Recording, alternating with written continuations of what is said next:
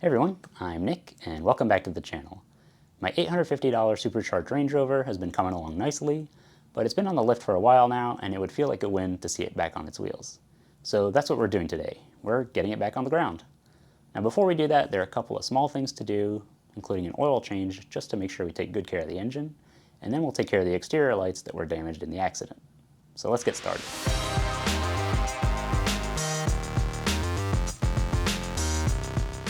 It's time to do the oil change, and so we're under the truck, and this is where the drain plug is.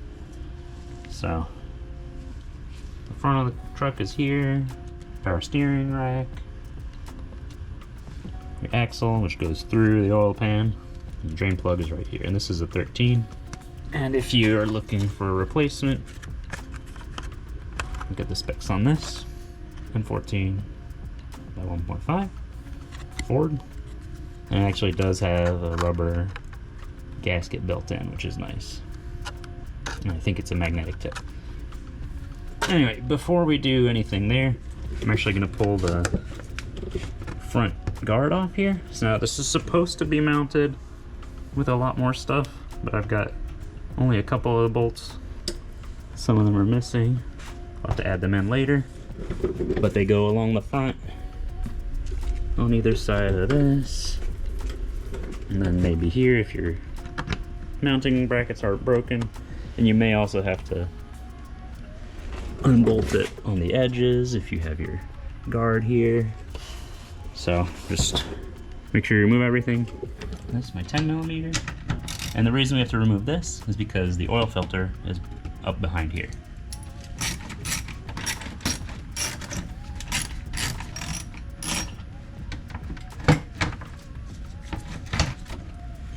Ooh. Now the oil filter lives up here. It's kind of tucked in there, but we'll get it out. So our first step is going to be to drain the oil from here. First step is going to be to break this free.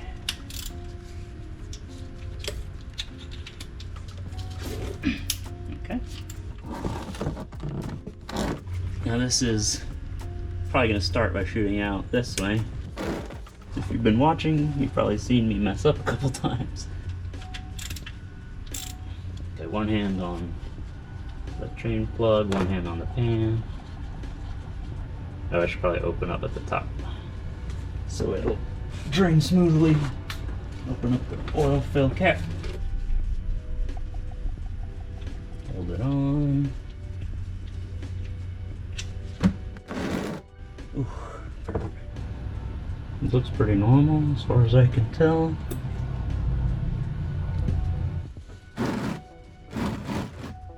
Alright, we'll let this drain out. Now that this is drained, we're going to get our new plug. And since this has a little rubber gasket on it built in, I'm going to grab a little bit of oil and just rub it on there so it doesn't pinch or anything. Then we can just pop it in, get it started by hand. There we go, and then the spec on that is 25 Newton meters or 18 foot-pounds. There we go. So right up here, we have our oil filter, and this is actually, in my case, I can use this filter wrench, which is what, 7614, which should fit on. These tend to get tight on there.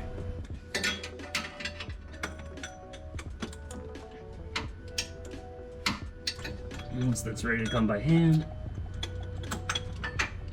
Oh, it's starting to drip.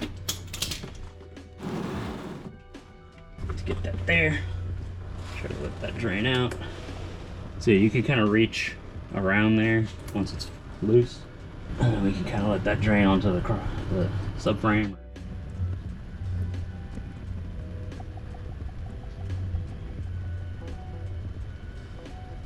Almost all the way unscrewed, and oh, there we go. You don't want to be under that when it comes up. Oh shoot. Not the fanciest replacement filter, but it's a CarQuest 84302. That's what I'll be putting in. Oh, should work just fine. Alright, let's let this drip out. I'm gonna take our new filter, get some oil, put it on the gasket. Okay, and then we're gonna shoot. Okay, there you go. And I always back it off first, so you don't want to cross thread it. Snug that up by hand, and then we're gonna go to a torque spec, which is 18 Newton meters or 13 foot-pounds.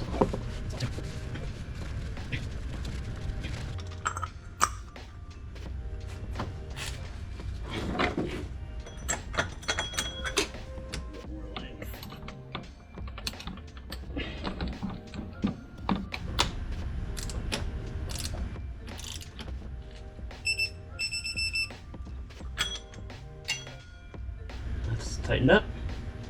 Now our last step, on down here at least, is to put the tray back on.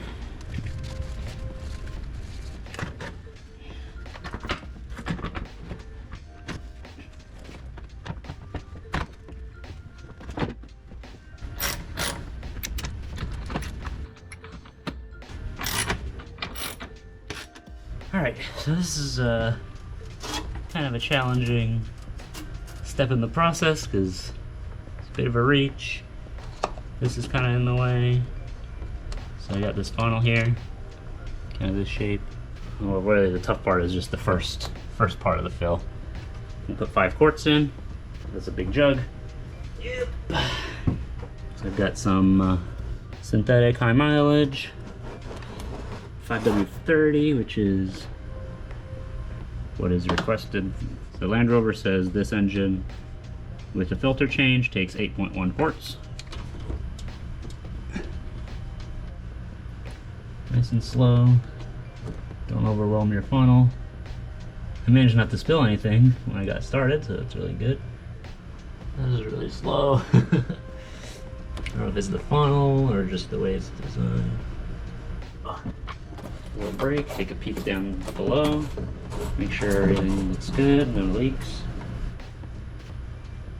Maybe this is easier if you remove the cabin air filter housing. Then you can pour straight up and down, but no. If you don't want to spill, tilt it this way. I'll pour slower.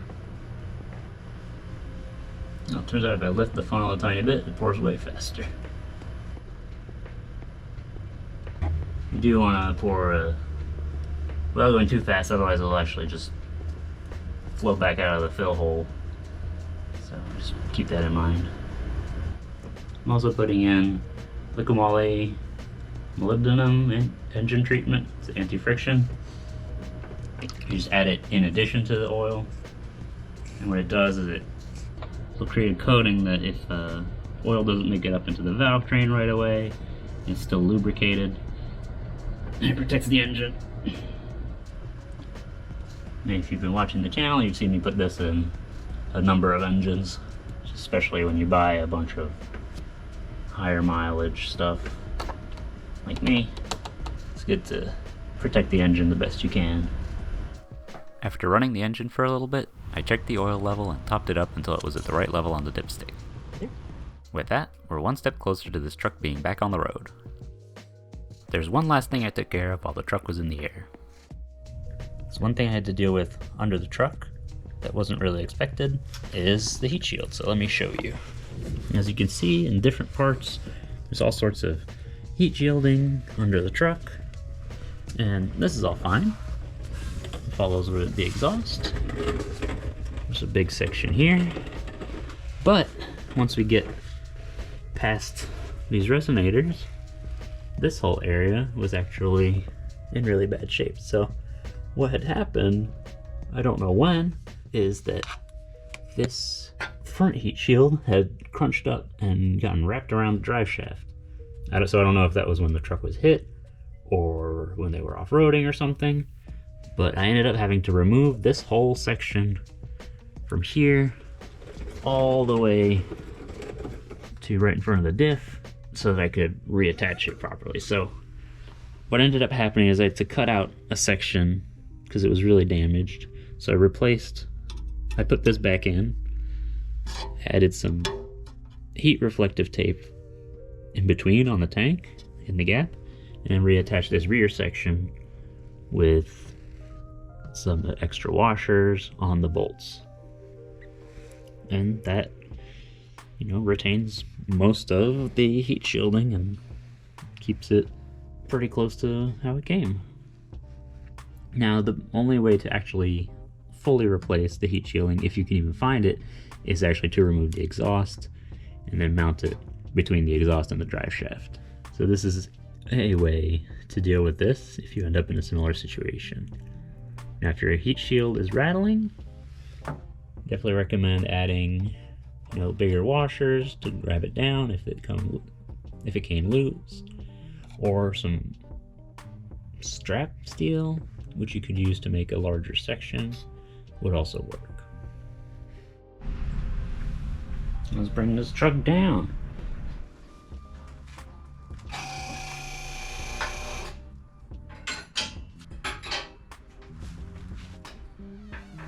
If you're working on one of these trucks with a regular lift or some quick jacks like I am, there's a trick to getting the suspension to air back up without errors.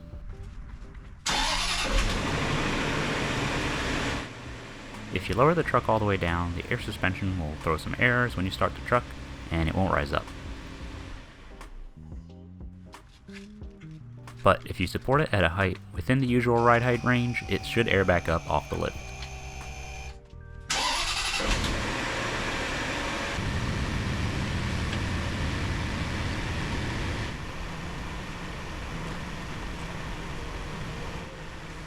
Since this was the first time we ran the truck on the ground, I cycled through the levels to make sure everything was working. I'm always impressed with the height adjustment range on these.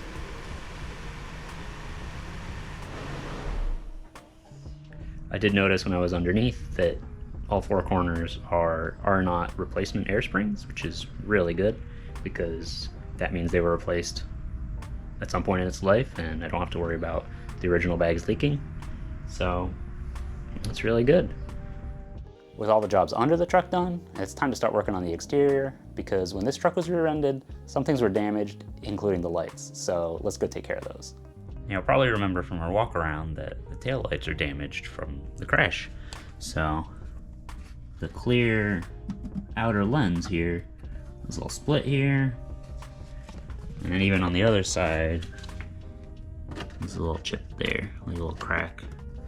But we were actually able to order a set of replacement, just covers, so we can keep the internals and replace all the cracked pieces. So to do that, we gotta take the taillights out. So they're held in with two 10mm bolts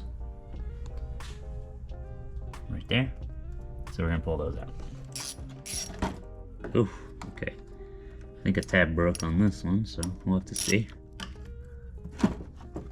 We have a connector back here. Just slides out. So this tab here broke. We may be able to repair it, so we'll have to see. It's unfortunate. As we saw on this one, there's little ball clips. Actually, they'll like clip into here. So we're gonna have to give this a little pull from the outside. There we go. Just as a note for these connectors, there's two little tabs you can push on to release it. It looks like there's an extra connector here.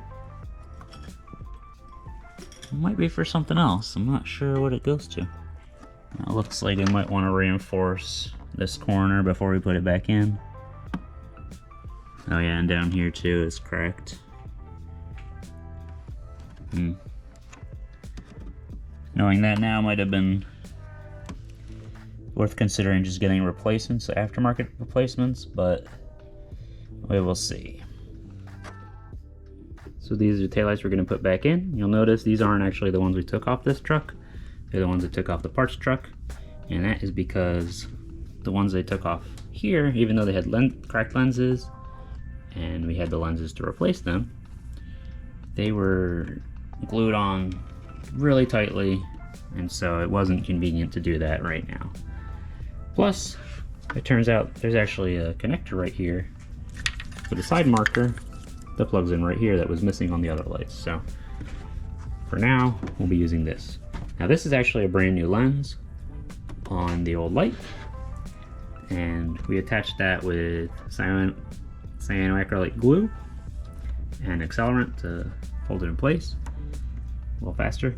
The lens was not quite exactly the right shape, so we did have to like hold this part down, squeeze it pretty tightly to make sure it would hold on. And then since the glue didn't quite fill in all the gaps, we went in and added a little bit of silicone to seal it up anywhere there were little gaps. But that way it's watertight and it should work. So I'm gonna pop this back in. I'm gonna get my 10 mils here. Oh, and one of the benefits of using these housings is that these tabs aren't broken off, so that's nice. Line this back up.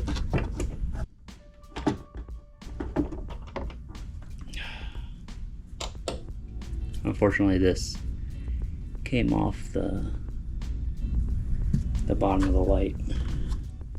I'm gonna go see if I have one off the other lights. So I have this.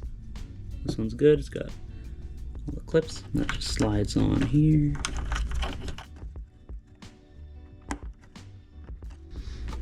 Okay.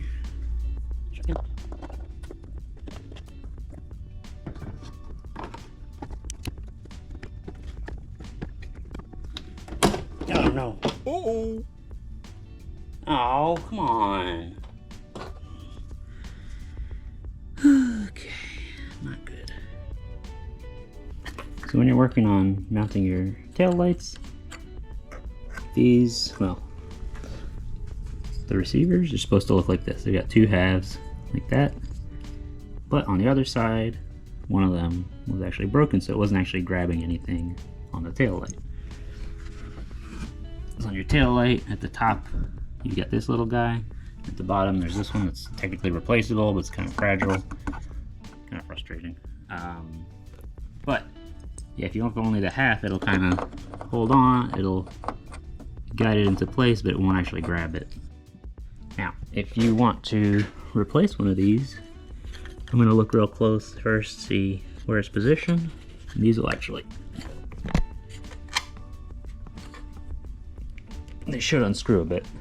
The way they work is this plate here threads into the black housing. So you can pull it out and then take a good one. You may need to unscrew it a bit ahead of time to get the right gap here. And then there's washers. You'll want the washer to be outside the metal. So we'll take that, slot it in, and then try to screw that in about where it was before. This allows you to kind of move the mounting point in and out as needed so that your fit's right and that your tabs right here line up on the inside here without any issues. Now this one down here you can see is good on the inside but broken on the outside, so well, I'm not sure if I want to leave it in place. Maybe I'll leave it in place. It should work. I'm going to try to line up the light, see how that looks.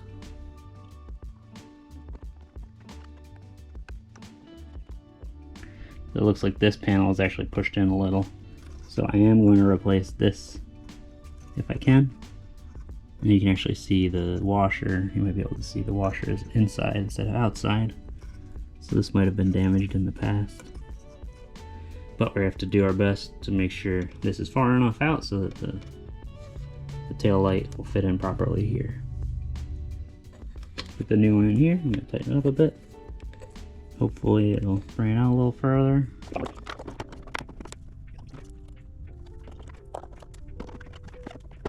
The adjustment you make bringing it out, you want to line up the body line with the top of the tail light so it's a continuous line. It's pretty good, but on the inside I don't know if I'll be able to reach the screws, This is kind of farther out.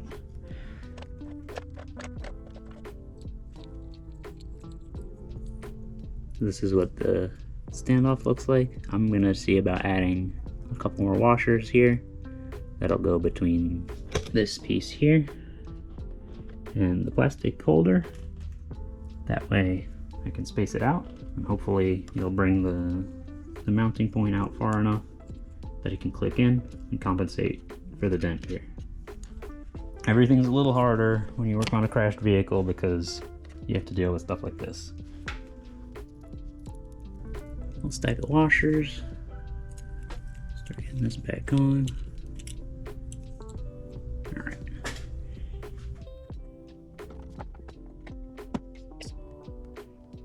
It's in. Oh, this probably came out a little further than it needed to. Down here is good. I'm gonna see about bringing that top one in. Does this go over? Oh, it does. Okay. Okay, so this outer lip goes over that. Now that lines up properly now. Good. See, that's pretty good. Could probably go in a little more here, but that works.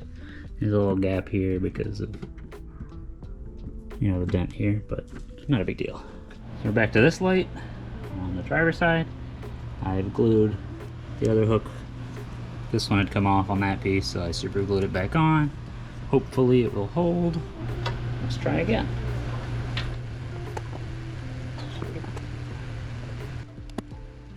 You can see our new lens kind of pokes out a fair bit, but it may just be stuck with that for now. Adjusted the top a little bit. It's pretty close. All came out pretty good. You screw it in, or at least get them started. And with that, you test the taillights. Oh, fast blank? Why do you have fast blank?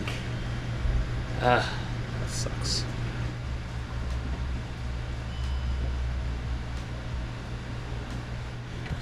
Fortunately, it looks like either, oh, you know what? We probably have fast blink because the quarter panel's out and the total resistance of the circuit's wrong. So yeah, sometimes when you have one turn signal out, it changes the resistance in the circuit, which changes the delay in the blink. But we'll check in afterwards. We'll tighten these up. At least brakes work, turn signals work. I have to see if the running lights work. Yep. And I just remembered I don't have the headlights in right now, so also probably the other reason why it was fast blink on both sides. So I think we're on track. So that's good. And we're making good progress on getting this ready for its inspection.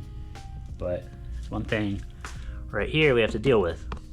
So as you can see, this truck has the adaptive headlights, which will actually point up and down and left and right when you're driving. And this is pointing down. It's also pointing down. It's looking kind of sad.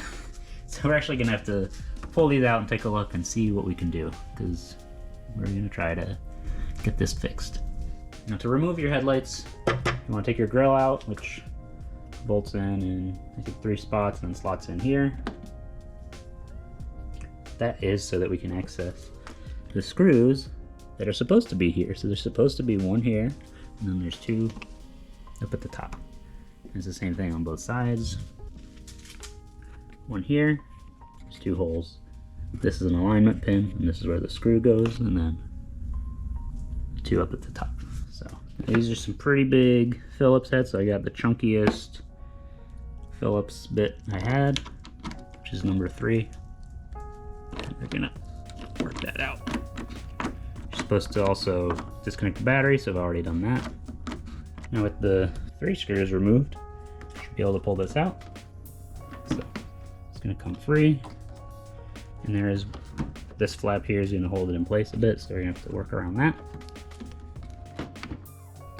And in here, you can actually see it right here, there's one big connector for the whole headlight. So we're gonna have to disconnect that, and then we can remove the headlight.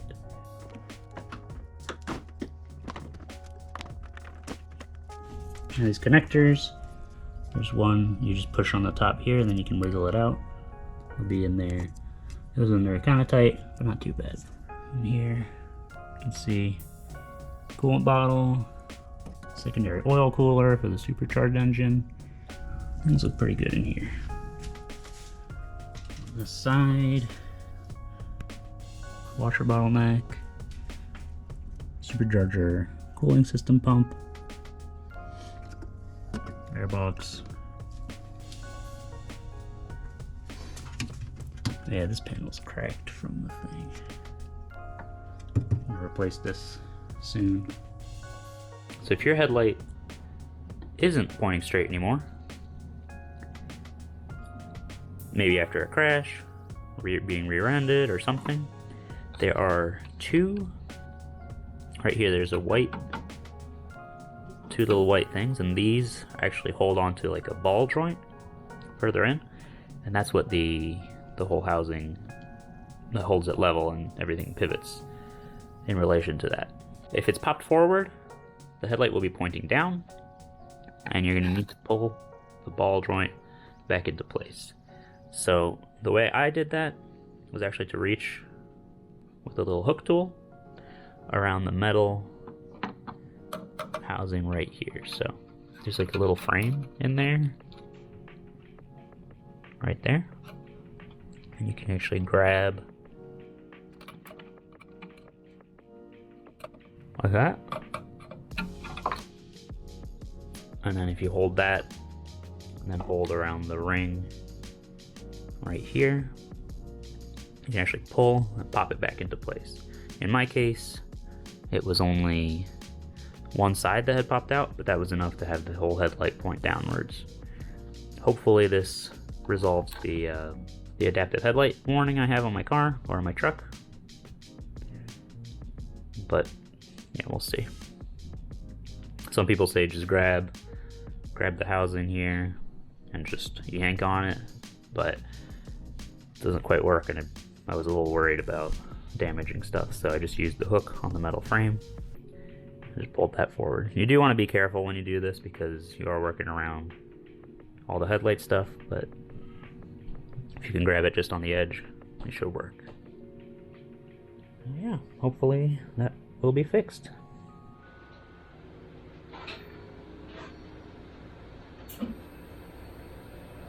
Still throwing an error. Did it do anything?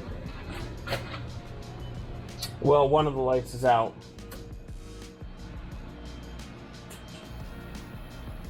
When the headlights work. Our grill's back in. Now that the lights are good. That works. We did run into an issue on this one. The ballast was bad, so fortunately with the parts truck we were able to swap it over. And now it works. And then put the engine cover on. Just kind of a pain because you do have to remove cabin air filter module, and the oil filler cap, which is a great way to get dirt in your oil, but probably polish this out at a later date. But big progress. And that's the lights back in working order. I still need to figure out why the adaptive headlights aren't moving, but there are a couple of possibilities, including replacing the control modules that I need to look into. But if you have any ideas, let me know down in the comments. At least they're working again and not pointing at the ground anymore. We're on the home stretch of this rebuild, so next time we're going to do more cosmetic and body work before we take it in for state inspection and get it back on the road for good. Be sure to subscribe so you don't miss it. Oh, and don't forget to leave a like if you enjoyed the video. Thanks for watching, and I'll see you next week.